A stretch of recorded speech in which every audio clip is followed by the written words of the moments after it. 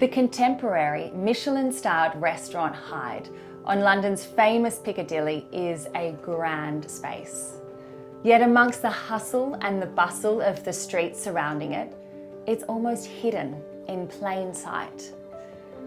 Behind its large doors is a peaceful urban oasis, flooded with natural sunlight through the large windows, with views overlooking Green Park, and a breathtaking staircase throughout. But to Londoners, Hyde is renowned for its delicious, modern reinvention of breakfast.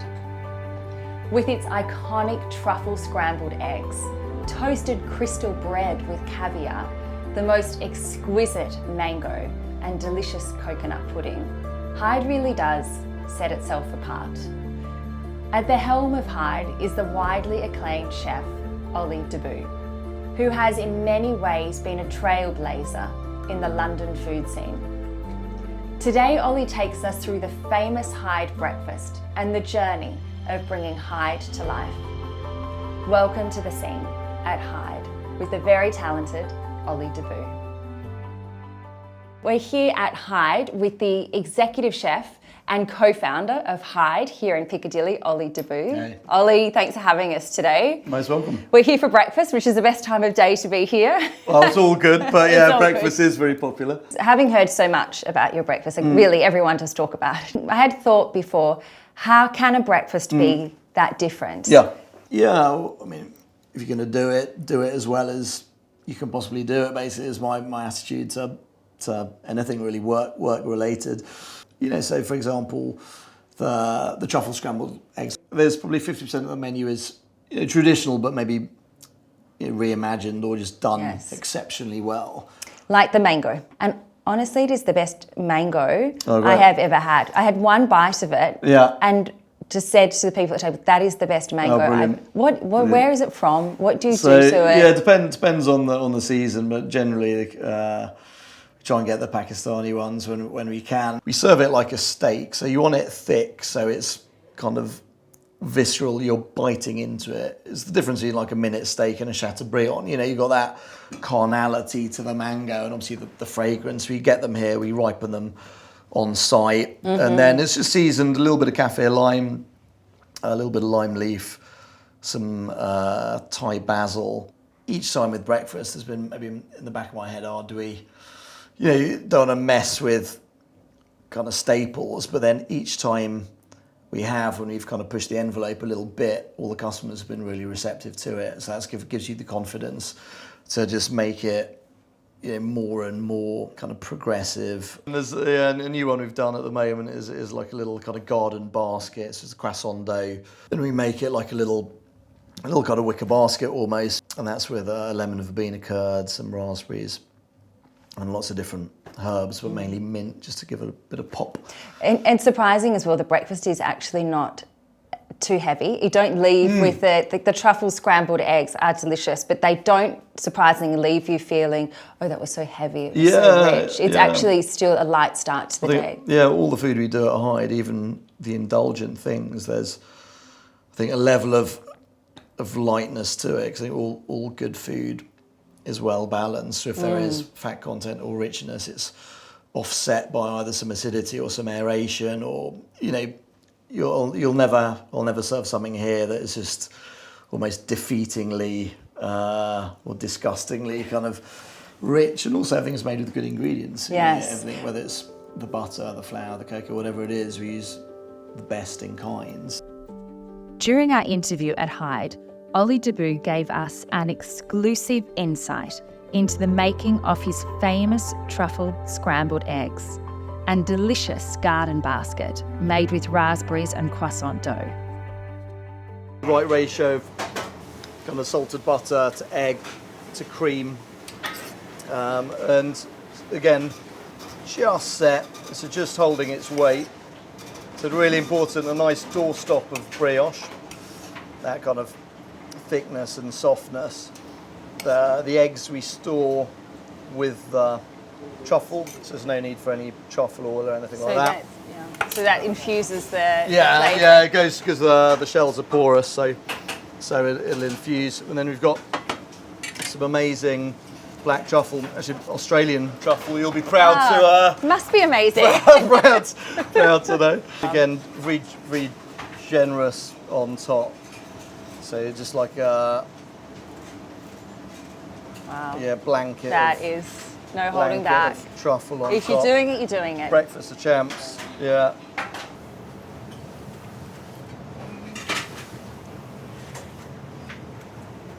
It's the Aussie truffle. That's what makes it. Raspberry compote on the bottom. Beautiful. Fresh raspberries. You're just going to stabilise it on the bottom with a little bit of lemon for being a curd. Yum. It's such a delicate, Big. beautifully laid out garnish thing. Keep it big so you got that pop. And then here we've got a little bit of chantilly. It's very lightly whipped. And you want to cut a big nozzle. So you're just going to, it's almost just going to, you want it to just drop. So it's barely holding its own weight. Garnish that with a couple of raspberries. We do the little handle. Once again, just croissant dough, some mint, some marigold, pea shoots, Thai basil. Wow.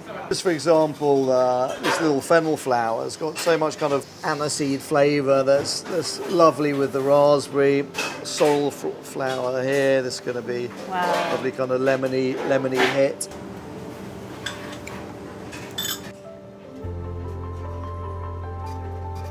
That's amazing.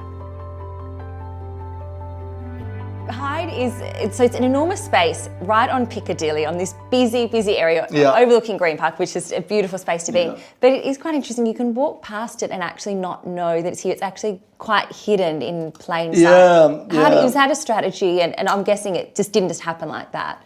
Yeah, no, we did want that little kind of oasis feel almost, and even with the signage, it's very sort of discreet and enigmatic. But then when you walk in, it is a beautiful, natural feel, and it is, you say, that urban oasis feel.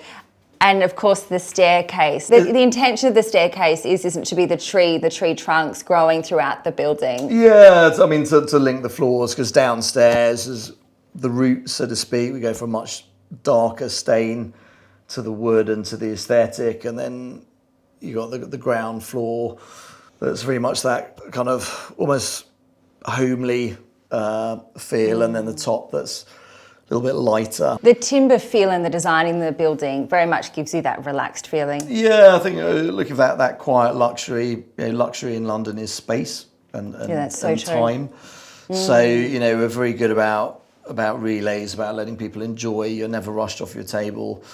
The interior, very natural, so it's very elemental. There's cork, there's obviously wood, anything metal is got like a matte finish. So the only reflective thing is the glass itself, which obviously punctuates when the sun comes through. It's got a lovely little kind of sparkle to it. Also being opposite the park, it keeps you honest to the seasons. You look outside, you can tell if it's summer, autumn, spring or winter, and you want to reflect that on the plate.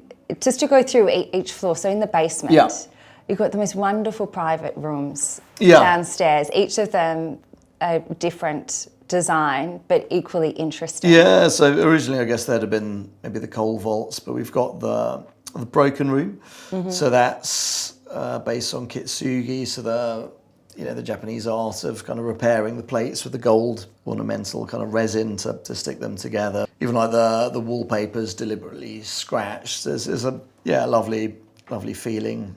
You've got the reading room that's almost has a kind of Tim Burton or Harry Potter type feel to it. Lots of kind of vintage books and amazing art made from the books, almost like origami style. And a little fireplace in there.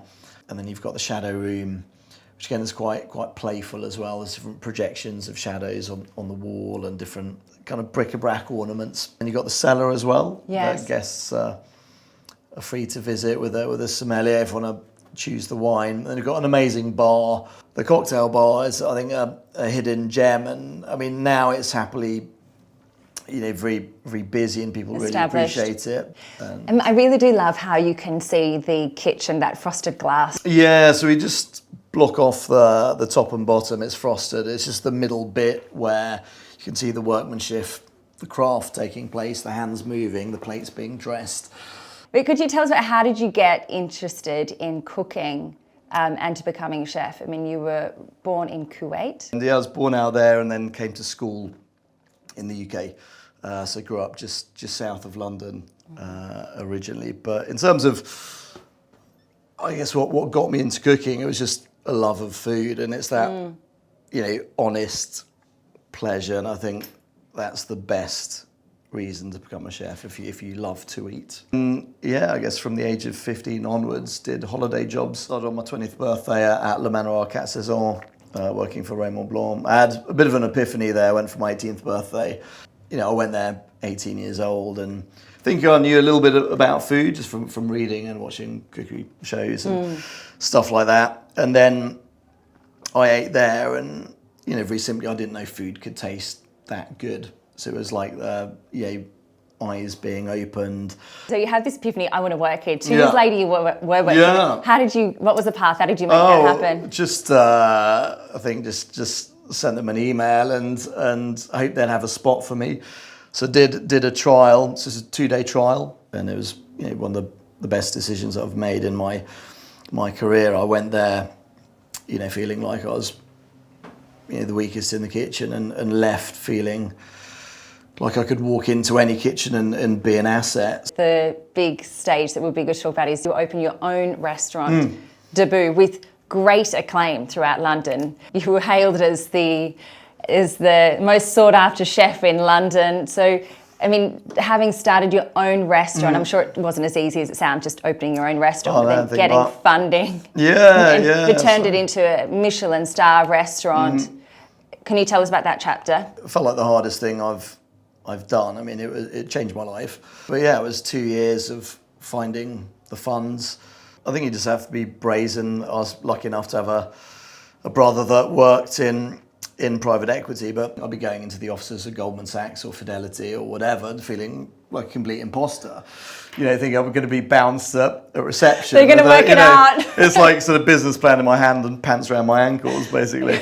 We had to open earlier than I wanted to because of cash flow. It is important to mention that when we met and spoke to Tom Booton a couple of weeks ago at the Dorchester, he spoke very highly of you and said that you were the first chef in the industry that owned his own restaurant, that also was the head chef, and you taught him about council tax, about rubbish collection, about these things. All the sexy stuff. But not only obviously is it a very important thing for chefs to learn, but you were the first, as he said, in the industry to be doing all that. So obviously you were very driven.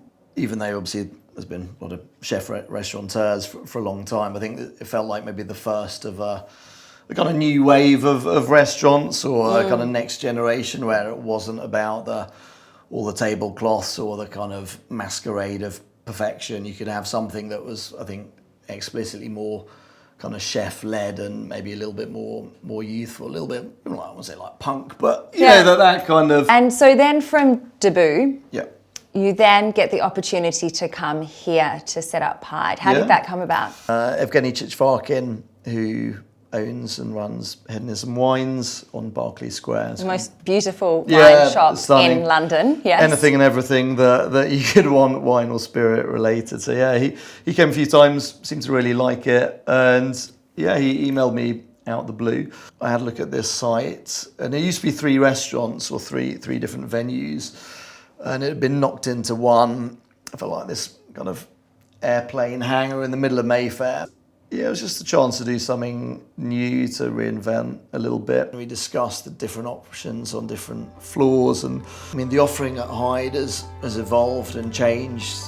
I think now it works very well with Hyde. You can come here for a tasting menu, or you can come and just have a coffee and a croissant. That's lovely. But in either scenario, it should feel like a treat. So it's the best coffee, the best croissant.